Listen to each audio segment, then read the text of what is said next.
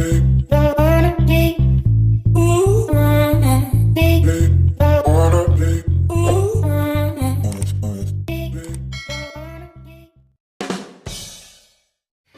mga kayanis! For this vlog is gagawa tayo ng chicken fillet. To start mga kayanis is ito yung ating chicken fillet. Imamarinate muna natin siya. So let's start na! Lagay natin yung ating chicken. Ito mga kayanis yung chicken. Nasa sa inyo kung gaano yung nipis na gusto nyo sa chicken nyo. Ayan, nasa sa inyo yung mga kayanis. So ilagay natin yung ating chicken. And then, lagyan natin siya ng asin. Tansyahin nyo lang din mga kayanis kung gaano karami yung asin na ilalagay nyo. Next is ang ating paminta. Maraming paminta, mas masarap. Hindi naman si paminta. Then, ang ating Spanish paprika. To add color din sa ating chicken. And then, maglalagay din tayo ng Ajinomoto. And then, maglalagay din tayo ng garlic, powdered garlic. Pwede rin kayo maglagay ng powdered onion kung meron naman kayo. Gusto natin yan. And then, maglalagay din tayo ng kalamansi.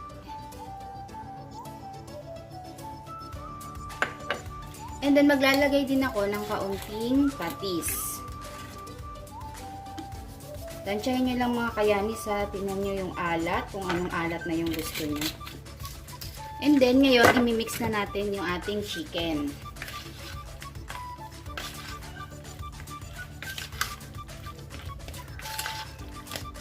At least mga 30 minutes mga kayanis bago natin i-fry yung ating chicken para makuha nyo talaga. Mag-absorb talaga yung mga seasoning na inilagay natin sa kanya. Isa yung mga kayani, sa seasoning naman, pwede kayong mag-add ng iba pang mga seasoning kung meron pa kayo. Ito kasi ako, since mga bata yung kakain, ganito lang yung ginawa ko sa kanya. Pero pwede kayong mag-add ng thyme or ng oregano. Masarap din yun.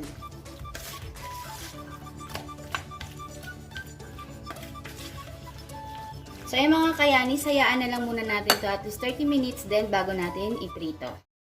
At para naman sa ating breading mga kayanis, gagamit tayo ng itlog, ng harina, at ng breadcrumbs. Ayan. So, i-prepare na natin yung ating itlog at ang ating breadcrumbs.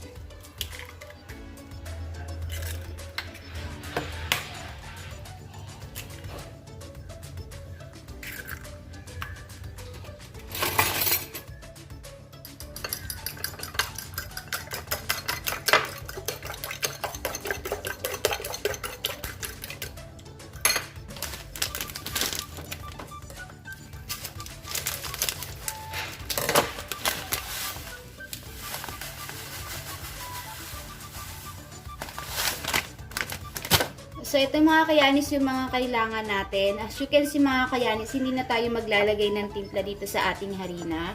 Kasi yung chicken natin is marinated na. So, kapit na yan mga kayanis. Hindi na natin kailangan maglagay ng timpla dito. Kasi baka masyadong maalat na yung kalabasan ng ating chicken fillet. So, yung mga kayanis, i-coat na natin siya bago natin siya iprito.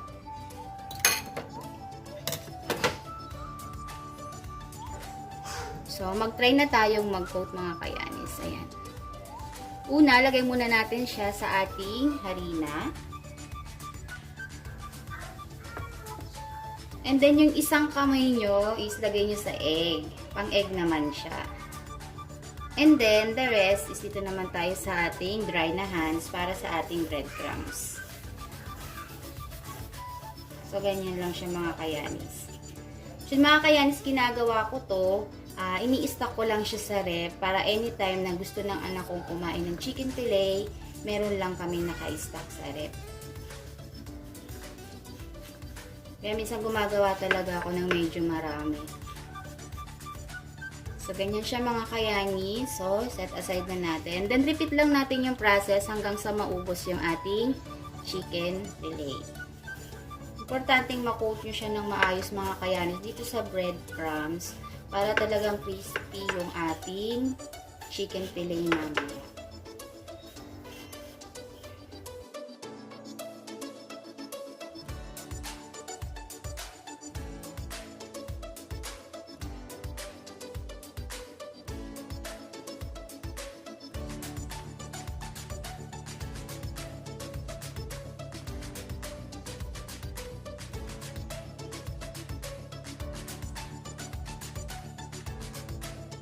So, and now mga kayanis, ito na yung nagawa nating chicken fillet na na-coat na natin siya. As you can see mga kayanis, ganyan siya. Ayan. So, ngayon mga kayanis, ipapry na natin siya.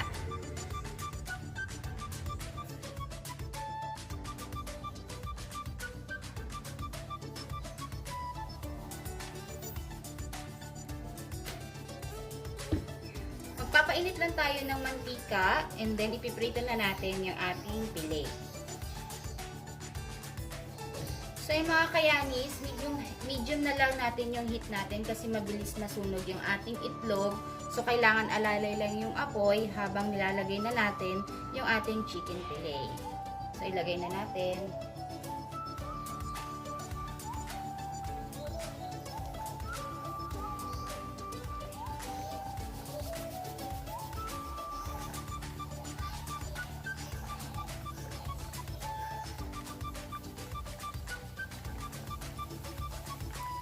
Hayaan lang natin siya na maging golden brown, then okay na yung ating chicken fillet. Medium heat lang mga kayanis.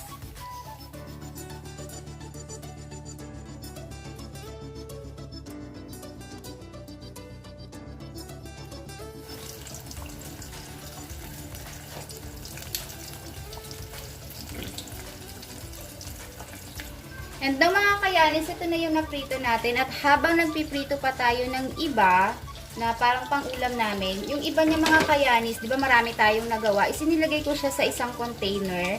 Ayan. Ginagawa ko ito mga kayanis. Lalo na ngayon mga kayanis, magpapasokan na. So, ito yung easy breakfast na ginagawa ko para sa anak ko. So, madali lang siyang gawin. So, ilalagay ko lang to sa ref, i-chill ko lang siya. And then, datagal din to sa akin ng 1 linggo sa araw-araw na ito yung papaulam ko sa kanya. Hindi, joke lang. So, kung hanggang kailan niyo gusto siyang ilamin mga kayanis, pwedeng niyo siyang gawin. So, easy baon na rin to or easy breakfast na rin siya para sa akin. So, ayun mga kayanis. So, i-chill na natin to mga kayanis para hindi siya masira.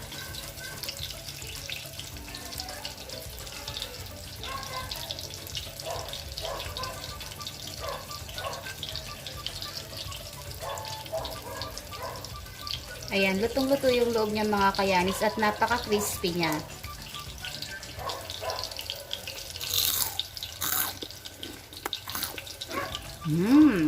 Yummy. Tamang-tama lang yung alat na nilagay natin sa kanyang mga kayanis.